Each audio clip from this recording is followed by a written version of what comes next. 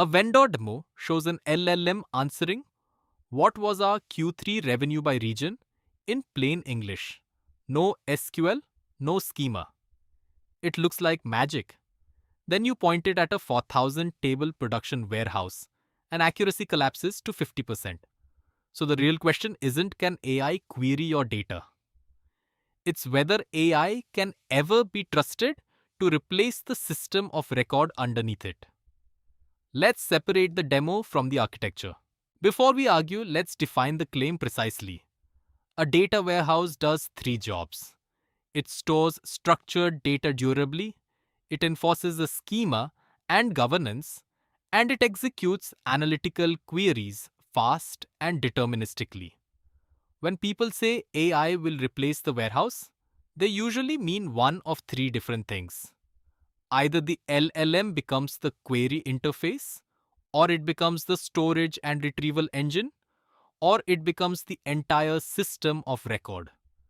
Those are wildly different claims with wildly different odds, and conflating them is where every bad take comes from. Start with the friendliest claim: AI as the query interface.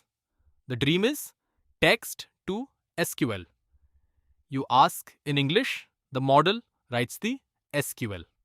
On clean academic benchmarks like Spider, this works impressively. But production schemas are not academic. They have cryptic column names, overloaded foreign keys, and business logic baked into views. Here's a simple text to SQL call against a real schema. And notice we have to feed the model the entire DDL context just to give it a fighting chance. There's an immediate scaling wall.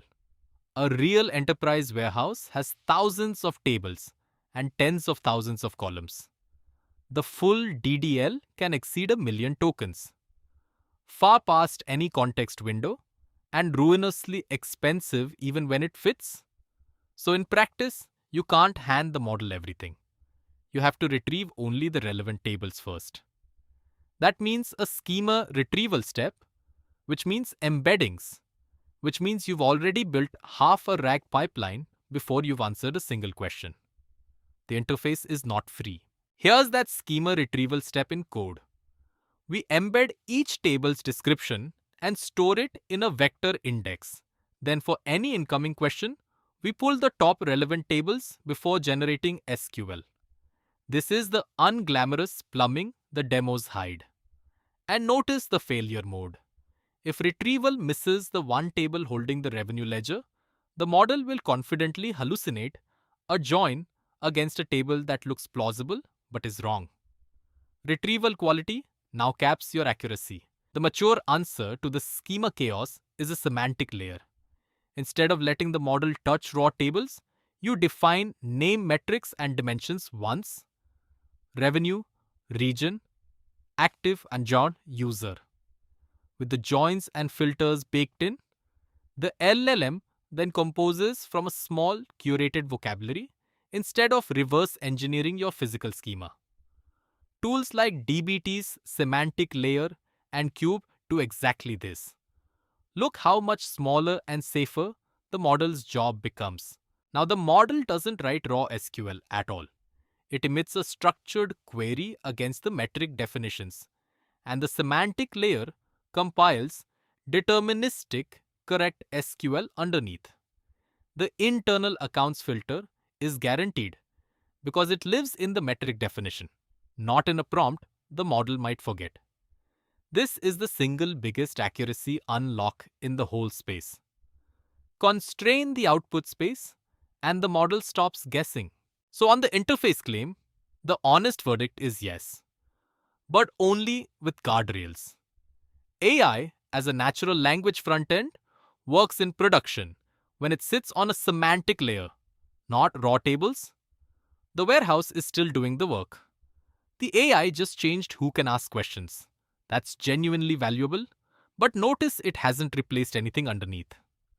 Let's move to the harder claim: AI as the query engine itself. Now the spicy claim: forget SQL engines entirely, just stuff the data into the model's context and let it compute the answer. This is where physics bites. An LLM doing arithmetic over thousands of rows in context is slow, non-deterministic, and absurdly expensive per query. A columnar engine scans a billion rows in seconds for fractions of a cent. Let's actually compare the cost of summing 1 million rows two ways. Now imagine doing that same aggregation by feeding rows into an LLM. 1 million rows at roughly 15 tokens each is 15 million input tokens per query. At $3 per million input tokens, that's $45 for a single group. By that DuckDB did for a fraction of a cent. And it might still get the sum slightly wrong. The economics aren't close. The LLM is not and will not be a replacement for a columnar scan engine on aggregation workloads. But there's a workload where AI native storage genuinely wins. And it's important to be fair here.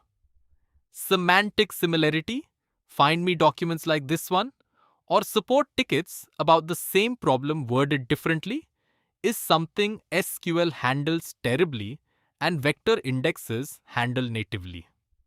This is unstructured retrieval, not aggregation. The warehouse and the vector store aren't competitors here. They answer fundamentally different question shapes. Here's the kind of query vectors are built for.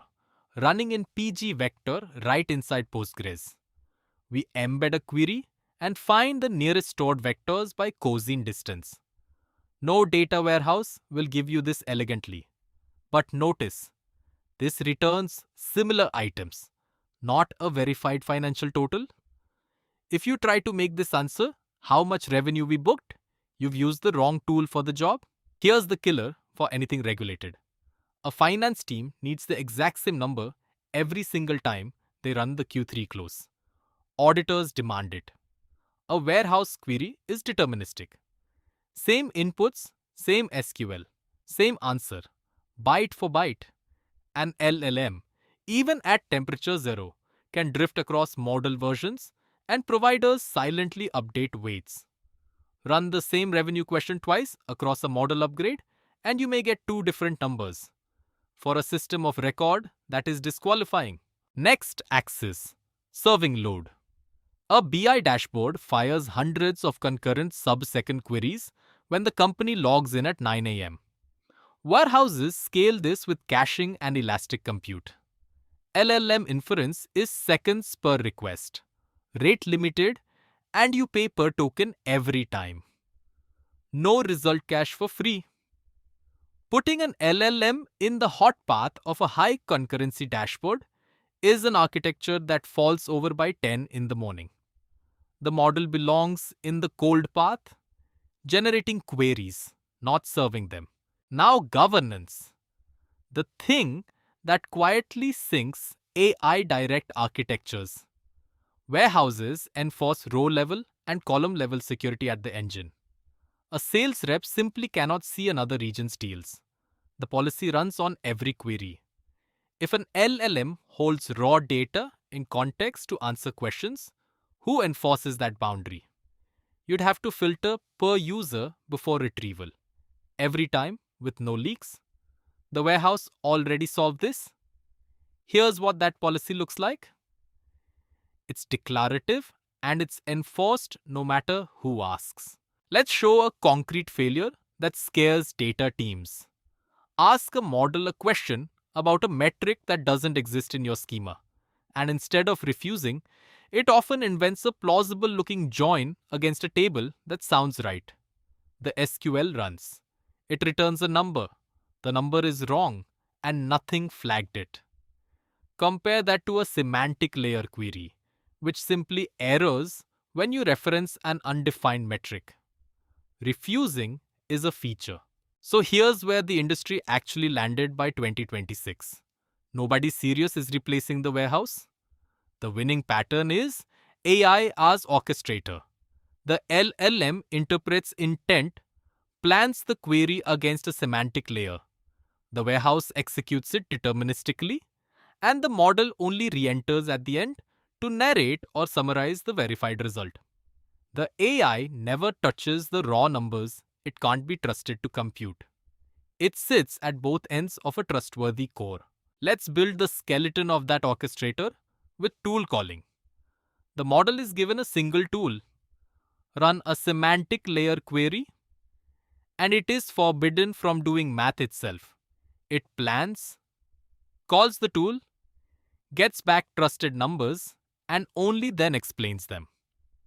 This is the architecture that actually ships. The model's job is language and planning. The warehouse's job is truth. When the model returns the tool on use block, we execute the real semantic query, get verified numbers, and feed them back. The model never saw a raw row and never did arithmetic. This separation is the entire trick. If the model tries to skip the tool and just assert a number, your system prompt and evals should reject it. Trust comes from constraint, not from a bigger model.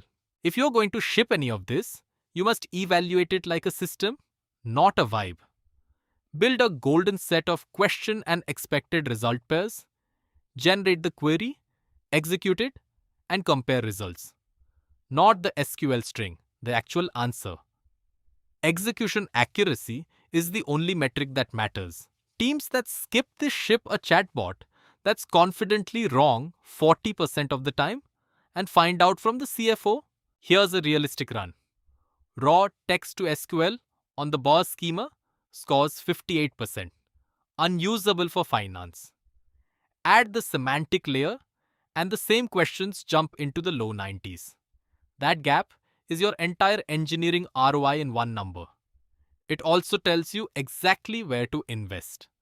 Not a bigger model, but a tighter semantic contract. Let's talk total cost, because the demo never does. Every natural language query now triggers schema retrieval embeddings, a planning call, possibly a self-correction loop, and a narration call.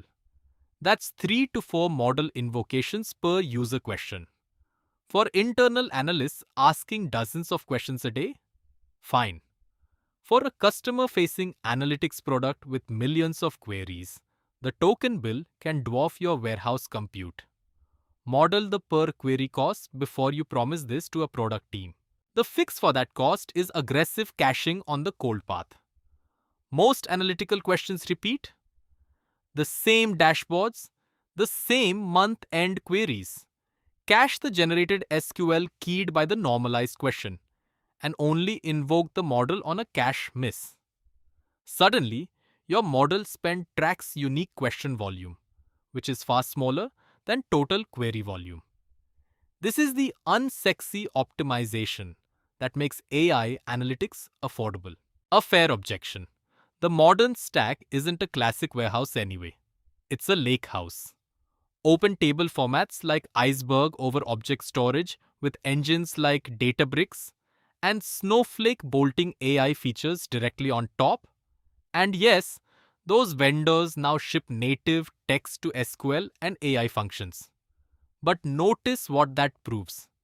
The AI is a feature of the warehouse, not a replacement for it. The platform that wins is the one that adds intelligence to the engine, not the one that throws the engine away. Let's be balanced and name where an AI native data layer genuinely makes sense today. Small data sets that fit comfortably in context, exploratory analysis where approximate answers are fine, unstructured corpora where similarity matters more than aggregation, and prototypes where speed to first insight beats rigor. In those niches, skipping the warehouse is a rational call. The mistake is generalizing from a 100-row prototype to a regulated billion-row system of record. For teams building data platforms here in India, this matters commercially. Cost-sensitive products at firms scaling on tight margins simply cannot afford an LLM in the hot path of every analytics query. The pragmatic stack is open table formats, a low-cost engine like DuckDB or Trino, a semantic layer, and AI strictly as the cold path interface. NPTEL's data systems, courses, and the open source toolchain make this fully buildable without a single proprietary license. Architect for the cost reality, not the demo. Let's score it across every axis we tested. Interface. AI wins decisively with a semantic layer. Aggregation compute. Warehouse wins. Not even close. Determinism. Warehouse. Mandatory for audit. Concurrency and latency. Warehouse. Cost at scale. Warehouse. Unless you cache hard. Unstructured similarity. Vector store wins. But that was never the warehouse's job. The pattern is unmistakable. AI replaces the keyboard, not the engine. So the title question, can AI replace your data warehouse, has a precise answer. As the system of record and compute engine, no, and the reasons are structural, not temporary. Determinism, cost, physics, concurrency, and governance. As the interface, absolutely yes, and you should be building it now. Design for that division of labor, and you ship something both powerful and trustworthy. Conflate the two, and you ship a beautiful liability. Quick recap of the 3 things that matter most. 1. AI replaces the query interface, never the deterministic engine underneath. 2. The semantic layer is the single biggest accuracy and safety unlock. Constrain the output space. 3. Keep the model on the cold path. Cache aggressively. And let the warehouse serve the hot path. Build for that split and your AI analytics will actually survive production. So here are your 3 takeaways. AI replaces the interface, not the deterministic engine. The semantic layer is the accuracy unlock that turns a 58% toy into a 92% product. And the model belongs on the cached cold path, while the warehouse serves the hot path. Next up in the AI track, we build a full production text-to-semantic layer agent end-to-end, with evals and cost guards baked in. Watch that one next. If you found this useful, subscribe and drop a comment with the single hardest query your team has tried to hand to an LLM. We'll break down the trickiest ones in a follow-up.